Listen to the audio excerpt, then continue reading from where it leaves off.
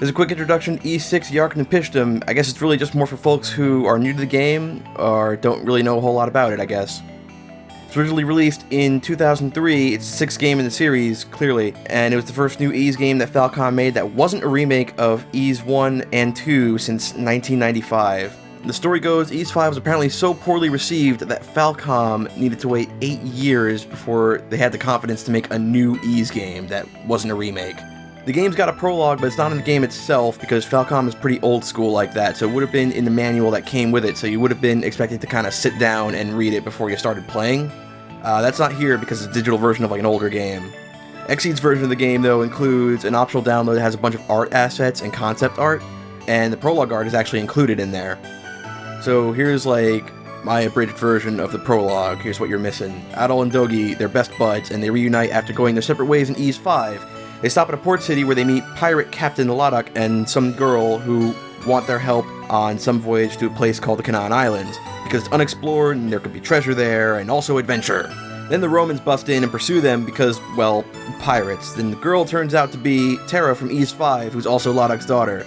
There's not a whole lot you need to know about her other than that she's Terra from Ys 5 and she likes Adol.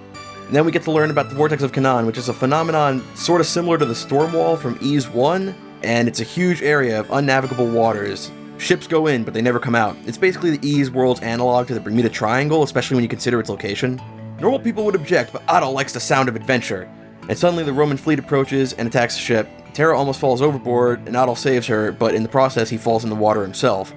Meanwhile, on the Roman flagship, the Romans are also trying to get past the vortex, but we don't really quite know why yet. And this guy especially wants to get to the Canaan Islands, although, again, we don't really know why yet. And Adol will eventually wash ashore in the islands and meet the Reda people, which are basically Ys's version of elves. And that'll be where the game starts. On one final note, I don't really care how you say Adol's name.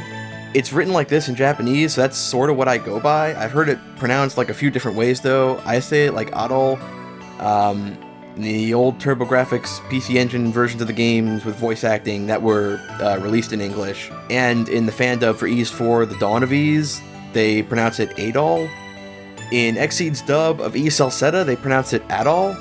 I've even heard someone pronounce it like Adol once or twice. So yeah, I really don't care how you say it, just say it how you like, I guess.